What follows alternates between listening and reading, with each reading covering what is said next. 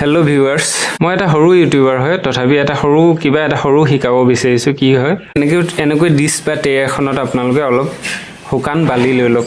বালি লৈ কি কৰিব, আপোনাৰ ল'ৰাটো বা ছোৱালীজনী প্ৰথম যেতিয়া স্কুলত আপুনি দিব, তাৰ আগত আপুনি ঘৰতে কি শিকায়, প্ৰথম এ বি চি ডি বা কিবা এটা আখৰ শিকাব চেষ্টা কৰে বা কিবা এটা ছবি শিকাব চেষ্টা কৰে। কি কৰিব, এপাত স্কেল ল'ব, পেঞ্চিল বা কিবা এটা লৈ ল'ব জোঙা বস্তু, নতুবা প্ৰথমতে তাক আঙুলি দিও শিকাব পাৰে।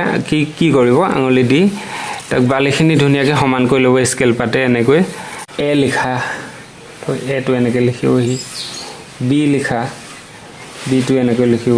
তাৰপিছত কি কৰিব, এইটো পিছত আকৌ বালি স্কেল দি এনেকৈ সমান কৰি দিব। লাহে লাহে আঙুলিৰ পৰা ছবি শিকাব। ধৰি লওক এইটো আম এটা হ'ল, আম শিকালে। তাৰপিছত আকৌ এনেকৈ কৰি দিলে, এইটো সমান হৈ গ'ল। তাৰপিছত কি কৰিব, লাহে লাহে আপুনি পেঞ্চিল ল'লে, পেঞ্চিলেদি এ লিখাব শিকাব। এ লিখিলে, তাৰপিছত বি লিখিলে, এনেকৈ আপুনি প্ৰথমতে বালিতে এনেকৈ প্ৰেক্টিচ কৰক। কাৰণ সিহঁতি প্ৰথম অৱস্থাত বহুত পেজ বা বহুত বহি নষ্ট কৰিব ন। কিবা পাত এখিলা শিকালে, কিবা এটা আঁকক আৰু সি কিবা এটা কৰক। মুঠতে সি এনেই মোবাইল চাই থকাতকে এটা সময়টো মানে এইখিনিৰ লগতে এনেকে কৰি পাছ কৰি থাকক। তো তাৰ কি হ'ব, হাতৰ আঙুলিও অকমান বেলেঞ্চ হ'ব। লিখিবলৈ তাৰ আঙুলি হাতৰ পাকবোৰ গত লাগিব।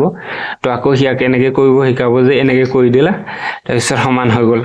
আকৌ সি কিবা এটা লিখিলে, ধৰি লওক আমি অসমীয়া আখৰ এটা লিখিলো, অ এটা লিখিলো, এইটো অ লিখিলো, এনেকৈ সি আখৰ লিখিলে।